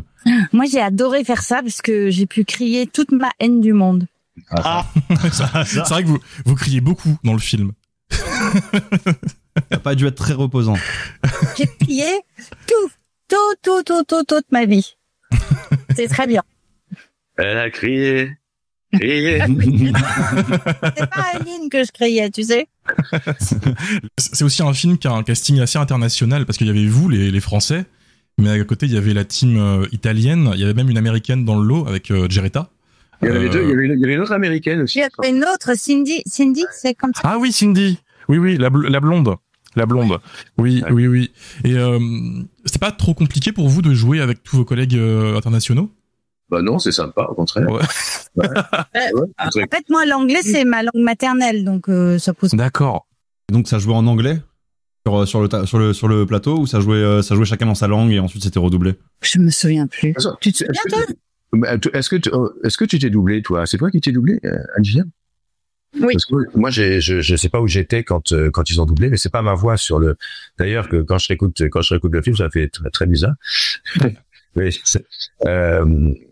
Voilà, je sais pas quand ils l'ont fait. Et je sais pas où j'étais à ce moment-là. Mais à cette époque-là, je parlais mieux anglais qu'italien parce que c'était quand même le début de mon séjour en Italie. Je parlais italien, mais mieux l'anglais. J'avais passé 1 an aux États-Unis avant. Donc, j'ai plus de temps aux États-Unis qu'en Italie à ce moment-là. Mais c'était pas un problème, la langue, de toute façon. Non, parce que de toute façon, c'était pas un son direct. Oui. Et du coup, c'est ça ma question, c'est tout le monde jouait dans sa langue ou c'était en anglais sur place? Je sais pas si vous vous souvenez encore de ce genre de détails. Je pense qu'on devait jouer en anglais parce que je pense que c'est une histoire de leaping et je pense c'était pour ça qu'on avait été choisi, c'était parce qu'on parlait anglais. D'accord. Oui, je pense que c'était une histoire de leaping. À l'époque, aux États-Unis, puisque c'était quand même ça leur marché principal, on prenait pas de films qui étaient pas tournés en anglais. On faisait pas de sous-titres et tout ça. Et donc, il fallait que le leaping soit bon en anglais. On faisait pas, les Italiens, ils s'en foutaient, ils faisaient du 1, 4, 6, 28. Mais, et après, ils mettaient ça dans n'importe quelle langue. Mais, aux États-Unis, il y avait pas de film qui sortait s'il n'était pas, American Sync. Donc, c'est pour ça on parlait tous anglais sur ce film. Et vous avez encore des contacts avec le reste du casting? Bah, figurez-vous que j'ai vu Geretta, au mois de septembre dernier à Montréal. Ok, d'accord. Parce que de temps en temps, elle me fait signe et elle m'a dit il y a un festival de films d'horreur à Montréal. Tu devrais venir. Alors bon, pourquoi pas. Je pense que c'est plus une convention qu'un festival. Oui, c'est possible ça. Et donc c'est là que je l'ai vu. Et vous, Anne Gisèle? Ouais, Jean-Christophe, une fois de temps en temps, je l'ai fait tourner dans mon film, qui n'est pas un film d'horreur. Non, les autres, je les ai jamais revus. Comment c'était l'ambiance avec le reste du casting? Parce qu'il y a un effet un peu de troupe. Vous êtes beaucoup sur ce film. Vous êtes tout le temps collés ensemble. Et comment c'était l'ambiance sur le tournage avec tout le monde? Moi, je trouvais ça plutôt sympa. J'ai pas senti de tension ou de choses comme ça. Parce qu'on était nombreux. Moi, je me souviens, il y avait Christian Frémont. Hein? Il y avait un Christian, ça, je me souviens. Ouais, Christian Frémont. Il y en a un autre qui parlait français. Je sais plus son prénom, qui chantait du Brassens. Qui était sympa. Et puis, non, ils étaient tous, tout le monde était assez sympa. Oui, c'est que l'espèce de russe, là, qui était un peu space, mais c'était pas de sa faute, c'était sa mère, elle était un peu bizarre, quoi. Un russe? Celle qui jouait ta copine. Ah oui, elle était plus de son côté. Elle était un peu à part, c'est vrai. C'est Moon? Du Vivier. Moon du Vivier, ouais. T'as pas de ses nouvelles, toi? Tu l'as pas trouvé? J'ai pas trouvé. On sait pas où elle est. Je sais pas. J'ai cherché un petit peu. Les Italiens sont très facilement trouvables parce qu'ils ont beaucoup tourné et ils font des festivals. Il y a Ottaviano Dell'Acqua qui fait beaucoup de conventions et de festivals, très accessibles, qui joue Kurt dans le film. Geretta aussi. Geretta, c'est un peu une icône du cinéma d'horreur maintenant, avec Lamberto Bava, Démon et tout ça. Mais il y a une partie des conventions. Ouais. Ça. Ouais, puis elle joue le jeu, elle est un peu forte. Ouais, c'est professionnel. Sur le Blu-ray, elle est pas dans le making of dans lequel vous avez participé. Par contre, elle est dans une interview faite à part à Los Angeles. Et elle a carrément un déguisement de rat pendant l'interview. Ah oui. Ouais. Elle pète un câble. Enfin, c'est du classique Geretta, quoi. Ouais. Quand dans la convention, là, elle a tous ses fans. Elle joue au jeu, elle adore. Elle fait tous les selfies. Une américaine. Donc moi j'avais jamais joué le jeu aussi, hein. Je m'étais fait faire des portraits comme ça que je signais. J'avais un petit bureau à côté d'elle comme ça. Trop bien. On vous sollicite beaucoup par rapport au rat de Manhattan ou c'est quelque chose dans votre carrière, c'est quelque chose qui revient régulièrement ou souvent quand tu travailles avec des jeunes, tu vois, plutôt sur les courts-métrages ou alors des assistants. Ah, t'as joué dans les Rats de Manhattan. Ah, t'as joué avec Lucio Fulci. Et ils sont fous. Ouais, c'est sympathique. Je me retiens très fort de pas poser de questions sur Lucio Fulci parce que c'est pas le sujet de l'interview. Mais... on aime beaucoup. La Dolce Casa degli Odori. Pareil, grand fan de Godard avec lequel vous avez joué Anne Giselle. L'année d'après, les Rats de Manhattan, c'est un grand écart fabuleux au passage. Hein, incroyable. Ouais, les Rats de Manhattan, Godard... Double pirouette, réception de nouvelle vague, c'est assez incroyable. C'est tout est un. Ouais, c'est un peu étonnant, mais voilà, c'est les hasards de la vie. Moi, je voulais surtout être comédienne, donc les gens qui me proposaient de travailler avec eux, je disais oui, quoi. Peut-être qui c'était en fait. Normal. Voilà. Donc j'ai travaillé avec Mattei, et après j'ai travaillé avec Godard et puis les Rats, c'était une production avec un très petit budget, tournée en 4 semaines je crois, avec du coup des décors réutilisés d'autres films. Une équipe... Des décors du film avec De Niro. C'era una volta in America. Ouais. De Sergio Leone. Et j'imagine qu'il y avait une équipe assez réduite derrière tout ça. Vous gardez quel souvenir de l'ambiance sur le plateau et des conditions de tournage pour vous? Moi, je me souviens d'un mec qui était assis devant la porte du studio et qui criait tout le temps « Stateti !» C'est un vieux monsieur, comme ça, assis sur un truc de camping, une chaise de camping, comme ça. Et il criait ça tout le temps, comme ça. Et je me souviens, mais pas forcément à bon escient, quoi. C'était genre... Le fou du studio. Ouais. Non, mais je pense que c'était sa fonction. Et moi, j'adorais aller voir les gens qui faisaient les décors et les effets spéciaux parce qu'ils étaient tellement inventifs. Je me souviens, ils avaient moulé des rats. Ils avaient fait une espèce de maquette en latex. Dans lesquels ils avaient moulé des rats et il y avait plein de rats comme ça en fil et quand tu les bougeais un peu ça faisait comme s'ils bougeaient vraiment. Ouais, c'est incroyable quoi. Et il y avait plein de trucs comme ça et parce que les rats, il faut savoir c'était des rats de laboratoire et ils avaient trempé dans de l'huile mélangée à du charbon pour les rendre noirs. Oui, c'est quelque chose que ma femme elle avait vu au visionnage, elle allait savoir pourquoi, que c'est des rats blancs peints en noir, apparemment ça se voit. Les yeux rouges. C'est ça, les rats noirs ont pas les yeux rouges. Voilà, et donc les pauvres rats, ils passaient leur temps à se laver parce qu'ils étaient pleins d'huile, quoi, d'huile et de charbon. Ils étaient dans des grosses cages, et puis donc au début de tournage, ils les sortaient des cages. Ouais. Moi, je me souviens de quand ils prenaient des seaux de rats qui nous les jetaient sur la tête, qui nous les déversaient sur la tête, comme ça. Putain. Ouais, dans mon final, dans les égouts. Ouais. Jean-Christophe, toi, et quel final?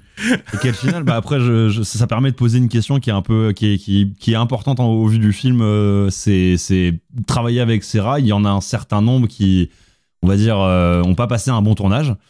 Il y a un certain nombre de rats qui, à mon avis, ont pas survécu au tournage des Rats de Manhattan. Et c'était quoi votre position par rapport à ça sur le tournage? Est-ce que c'est quelque chose qui venait en ligne de compte, même pas spécialement vous, mais dans l'équipe? Est-ce que le bien-être animal, le bien-être des rats, est-ce que c'est quelque chose qui était un minimum pris au sérieux ou pas du tout?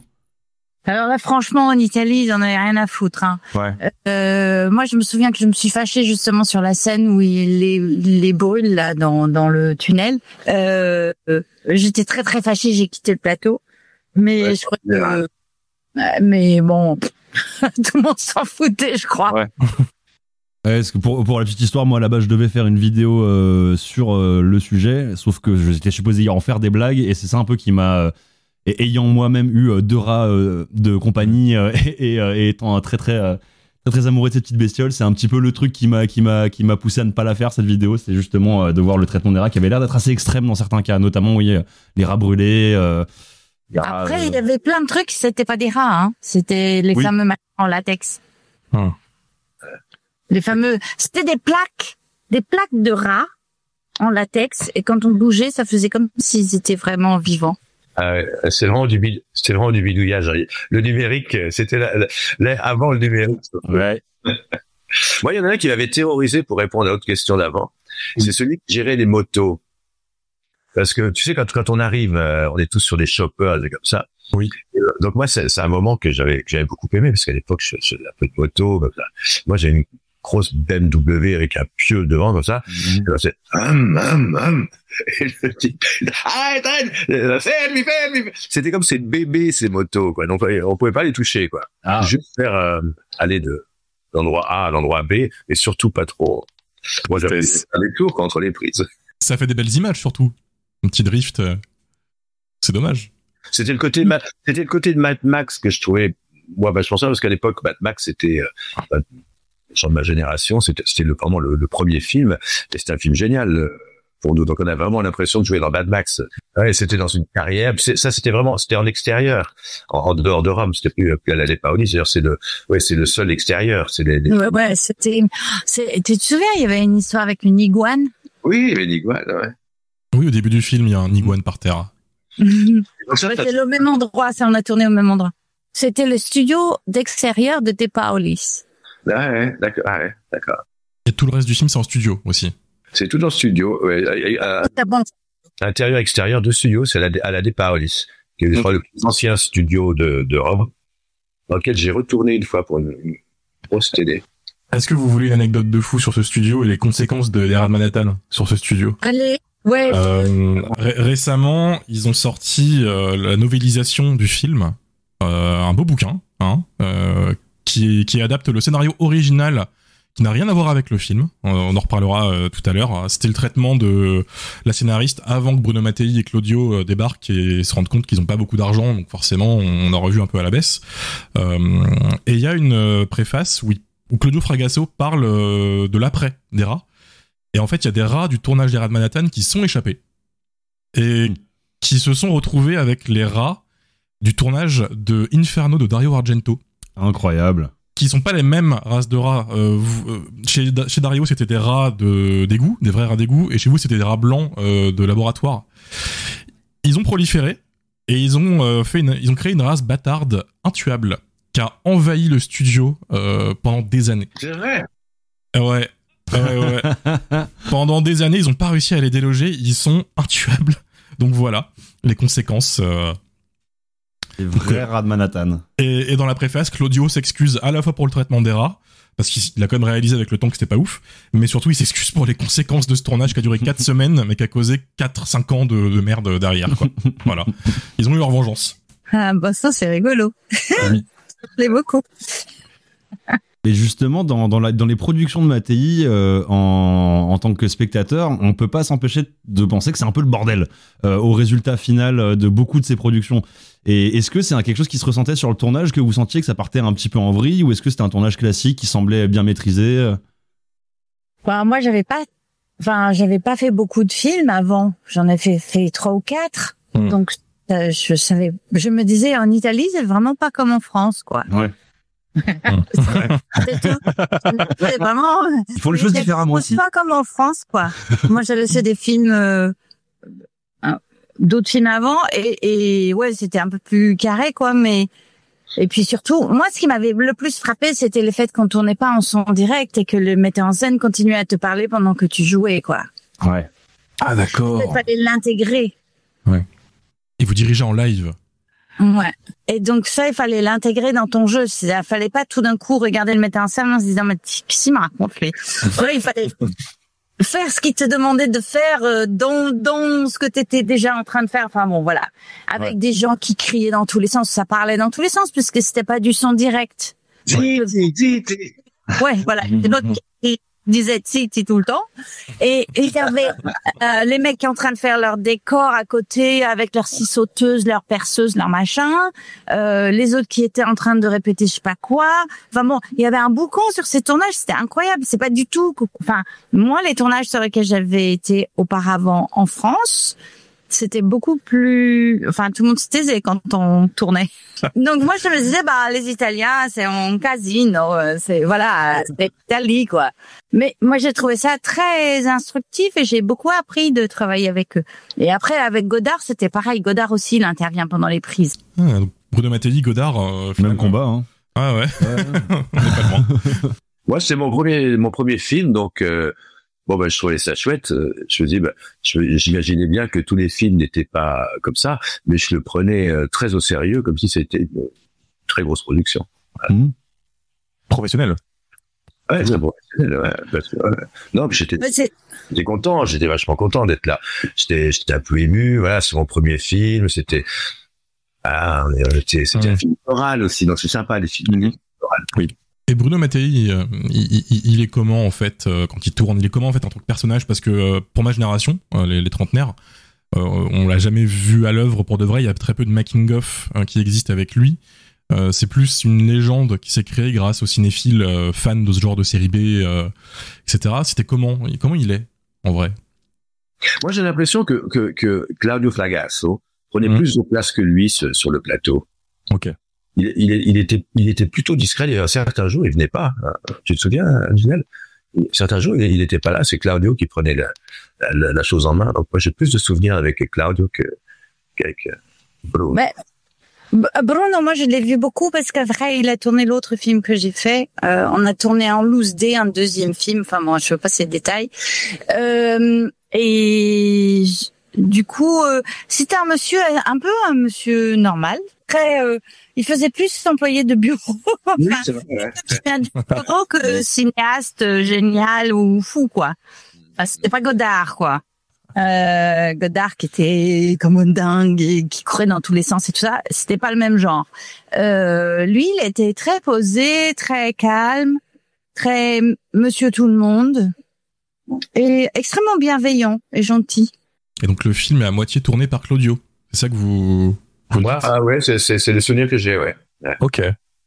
C'est marrant parce que c'est vrai que la réputation du duo Mattei-Fragasso, c'est souvent que Mattei c'est un peu l'exécutant, l'artisan, et Fragasso, lui, le réalisateur plus impliqué.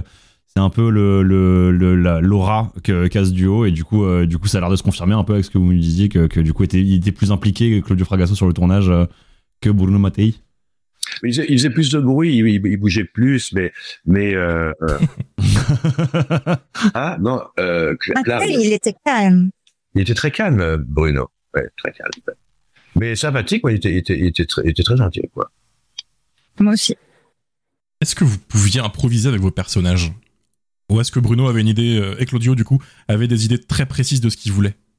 Dans la mesure où t'as quelqu'un qui t'explique ce que tu dois faire au moment, en même temps que tu tournes, ta liberté, elle est assez minime. Donc en fait, il savait ce qu'il voulait. Il faut savoir aussi un truc, c'est qu'il n'y a pas de plan de travail. Donc tu arrives, tu sais pas trop ce que tu vas faire non plus. Ouais. Tu vois ce que c'est un plan de travail, un plan de travail. Oui. Tous les jours, tu vas tourner telle séquence dans tel ordre, t'as appris texte, et machin et trucs.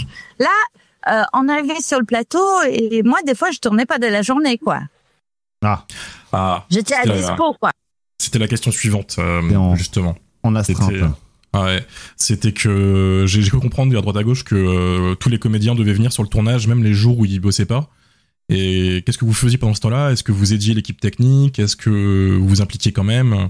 J'allais au café du studio et il y avait, tu te souviens qu'il y avait, comment il s'appelle? Jean-Yann qui était en train de tourner Oui.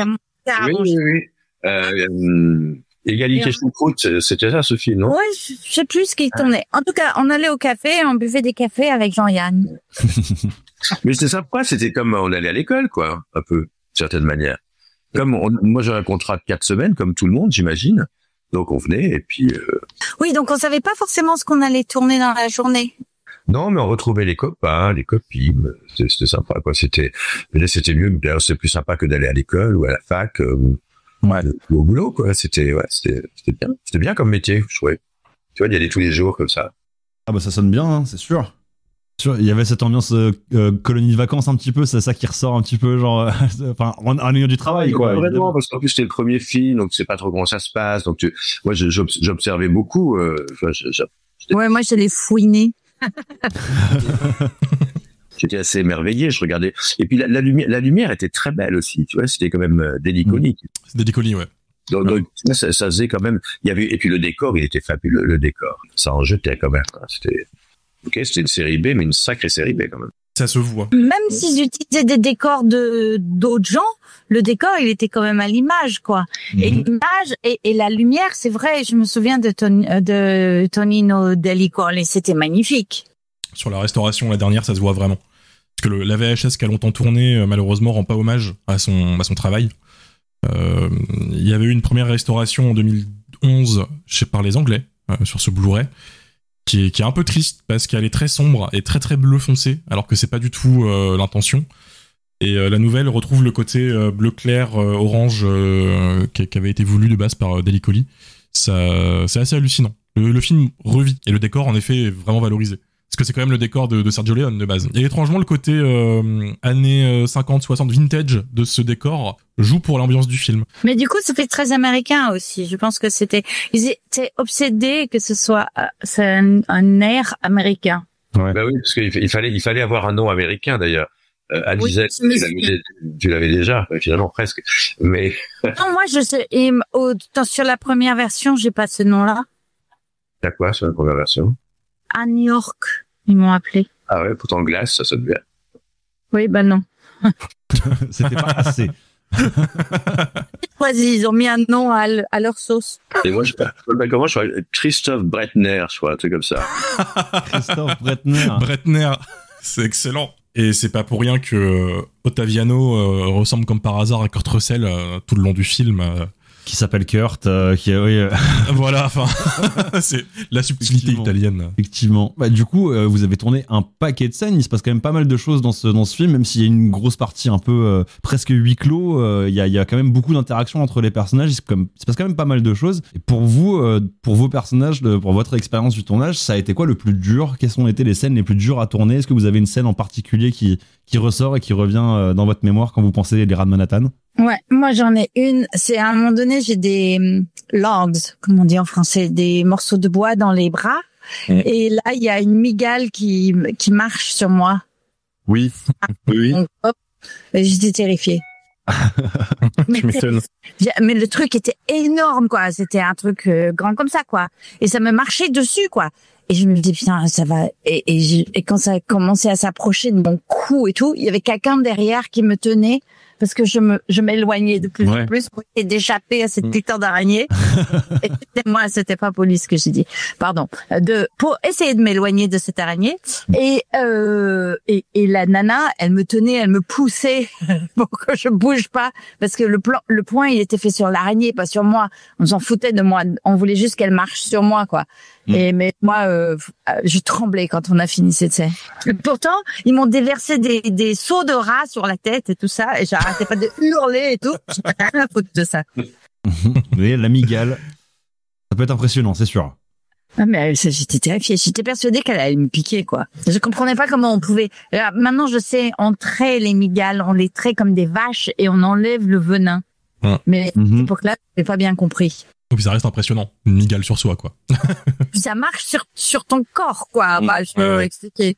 C'est pas une sensation. Enfin bon, encore maintenant, c'est pas un truc que j'ai envie de revivre. Jean-Christophe. Écoute, moi, je crois que c'était celle qui était quand même un peu pas très facile à jouer et pas très sympa. C'est la scène où je suis dans le duvet. Oui. Ah bah oui. Voilà, je pensais bien à cette scène-là aussi. On y pensait tous. Hein. C'est assez laborieux et c'est vrai que Moon était assez jeune et assez froide et assez timide. Et il y avait Mattei ou Bruno qui me disaient mais vas-y, dai, mec, c'est frosso. Ah oui, l'ambiance. Et tu vois. Et franchement, ça veut dire TPD, hein. Ouais, tu vois. Et moi, tu vois, j'essaie d'être assez délicat avec elle, quoi. Mais ils en voulaient plus, quoi. Ils voulaient que ça soit assez gore, quoi. Il y avait ta maman qui était là. avec sa maman, oui. C'est pas la maman qui me gênait, c'était les autres. Oui, parce qu'il y a tout le monde autour de toi. Oui, il y a du dialogue et tout. Les autres vous parlent et tout. Elle est longue la scène, elle est longue. Ouais. Mais non, après, je suis voilà. Bon, après, parce que c'était de besogneux qui était compliqué. Tu vois, avec des gens qui te disent comment faire. Oui. Et c'est pas comme ça, c'est comme ça. Tu sais plus trop sur quel film t'as été engagé au bout d'un moment. Mais là, on était dans le sac et on était habillés. Avec justement toutes les ressorties, j'en parlais, des plusieurs Blu-ray, des DVD, des éditions étrangères ou même des bouquins. Est-ce que votre rapport au film a évolué? Vous avez déjà un peu répondu à la question, mais le film a eu comme un succès commercial à l'époque. La critique un peu moins. Et c'est un cinéma qui a un peu disparu et qui fait un peu un revival depuis quelques années, qui est beaucoup plus respecté aussi qu'avant, qui est restauré avec des gros moyens, qu'on remet en valeur, en avant. Jean-Christophe, t'as parlé des fans en convention, etc. Comment vous vivez un petit peu un peu tout ça? Moi, je crois que c'est le film que j'ai fait qui avait le plus d'entrées. Parce qu'il a vraiment fait beaucoup d'entrées, non? Il a beaucoup marché. Ah, il a beaucoup marché, ouais. Et dans beaucoup de pays. Oui. France et... En Italie. C'est mort en France, mais pas, enfin, vraiment, moi, ça me faisait toujours marrer. Et j'avais fait cette espèce de comment on dit, j'avais travaillé beaucoup dans le cinéma d'auteur et tout ça. Et les gens, ils me connaissaient toujours à cause des rats de Manhattan. Ouais. Ça m'éclatait. Ouais. Moi, c'est-à-dire que moi, c'est mon premier film. Donc, le premier film, c'est comme le premier amour, quoi. Tu vois, c'est important, quoi. C'est lui qui m'a déniaisé d'une certaine manière. Et bon, j'avais bien conscience que que le cinéma, c'était pas ça, c'était pas le film que je voulais faire. Mais j'ai beaucoup d'affection pour. Mais moi, j'aimais bien le côté débrouillard, inventif et tout ça. Moi, je trouve que c'est ça le cinéma.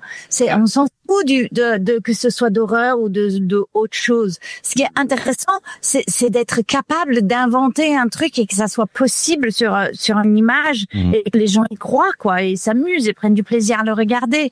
Et ça, moi, c'est ce que j'ai toujours aimé avec ce film-là, c'est que avec rien, ils ont réussi à faire un film, quoi. Ouais, il trouve toujours une solution. Il trouve toujours une solution quand il y a quelque chose qui bug. On s'en fout de quel genre c'est pas ça l'important. L'important, c'est quelqu'un qui a une idée et qui fait que qu'il y a des gens qui s'assoient dans une salle, qui regardent et qui passent un bon moment, que ce soit un moment où ils ont envie de penser et de regarder le monde différemment, ou un moment où ils ont envie d'avoir peur, ou un moment où ils ont envie de rigoler comme des dindes. On s'en fout. Ce que moi je trouve génial, c'est d'arriver à le faire, et eux ils le faisaient avec très peu et du coup avec beaucoup d'invention. Ouais. C'est ça qui me plaît le plus, moi.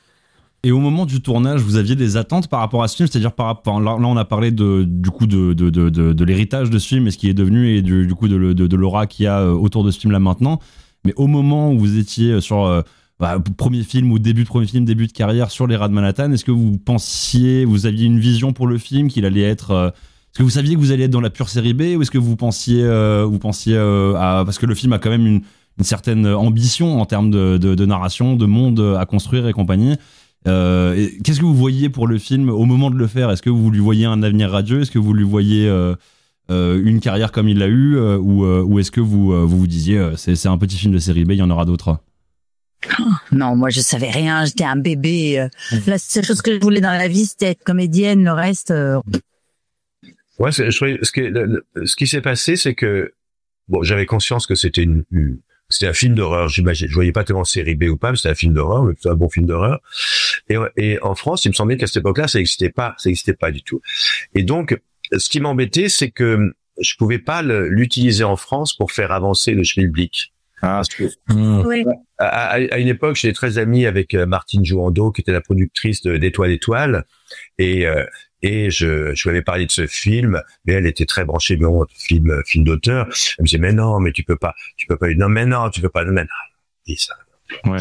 Vous avez un peu, coupé l'herbe sous le pied, donc j'ai attendu de faire des choses plus sérieux, tu vois, pour pouvoir me promouvoir en France. Donc, C'est marrant. Moi, j'ai jamais eu ça. Comme les gens, ils me parlaient toujours de ce film, et moi, je disais toujours, ah ouais, c'était génial. J'ai crié toute mon horreur de la vie. Ouais, mais pour eux, ça restait vraiment un film. C'était un film spaghetti quand même. Tu vois, vraiment un film. C'était vraiment un film. Ils voyaient pas le film d'horreur qui allait devenir culte. Ils voyaient la série B italienne. Ce que j'entendais, c'était assez dénigré, quoi. Pendant longtemps, c'était compliqué, ouais. Je ne pouvais pas l'utiliser, si tu veux, pour avoir accès à d'autres à cette époque-là. Je sais pas. Peut-être que j'avais la chance d'avoir fait d'autres films après. D'avoir enchaîné sur Godard juste après. Oui, c'est ça. Ouais. Non, j'ai fait l'autre film. J'en ai fait j'ai fait le deuxième film en Italie. Ça, c'était moins rigolo, hein. Je peux te dire. C'était rude. J'ai enchaîné après le Fulci, c'était très sympa. On a passé 4 ou 5 semaines à Perugia dans une villa hantée et c'était très sympa. Et là on était juste deux couples et après des seconds rôles et dans certains étaient très brillants. On a parlé de Godard, on peut pas en fait te laisser partir, Jean-Christophe, sans vraiment te poser cette question. On a parlé de Godard, on va parler de Lucio Fulci 2 secondes. Comment est-ce qu'il était, Lucio Fulci? C'est une idole pour nous, hein. C'était un mec. Ouais. Il avait l'air empoigné, mais il avait toujours quand même un petit sourire au coin. Et il mangeait des oignons comme ça. Comme des pommes. D'accord. Comme des pommes. Exactement. Psychopathe. Et, il était assez affectueux. Alors lui, il était vraiment très, très débrouillard. Il était très présent. C'était vraiment physiquement, tu vois comment il est physiquement, c'est vraiment. Ouais. C'est presque inquiétant, presque un clodo, quoi, tu vois. En 89, c'est ça? C'était 1989 Ouais, 88, 89. Ouais. Effectivement, oui. Et mais avec beaucoup de talent. Et du coup, il y avait une véritable différence à travailler avec Bruno Mattei et travailler avec Lucio Fulci? C'était le budget était plus gros, je crois, quand même. Ouais. Le budget était plus gros, c'était plus organisé. Je crois que c'était sa fille qui était la première assistante. D'accord. Oui, l'équipe était plus importante, ouais. Plus organisée.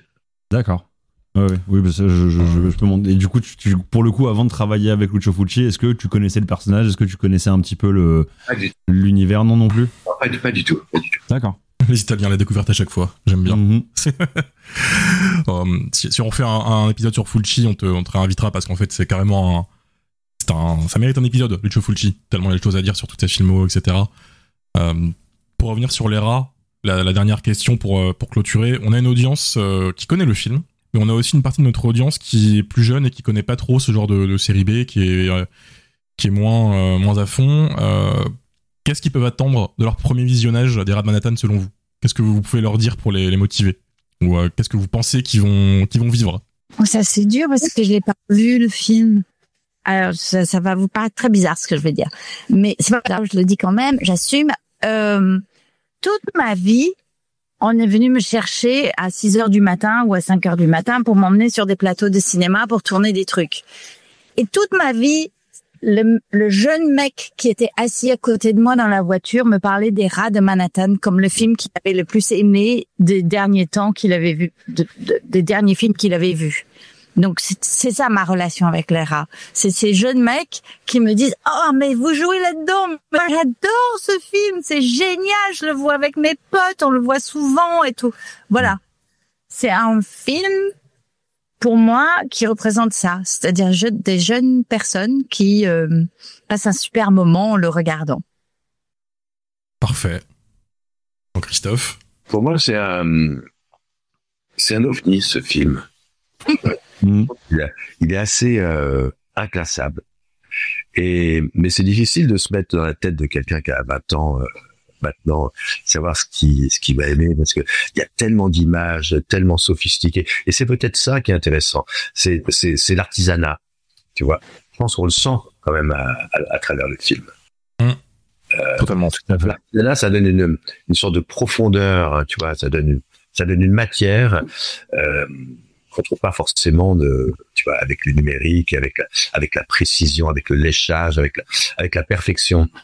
Finalement, le fait qu'il soit pas parfait, ça lui donne quelque chose de fort. Je pense que c'est peut-être ça. Puis tu commençais le cinéma, c'est ça prend ou ça prend pas.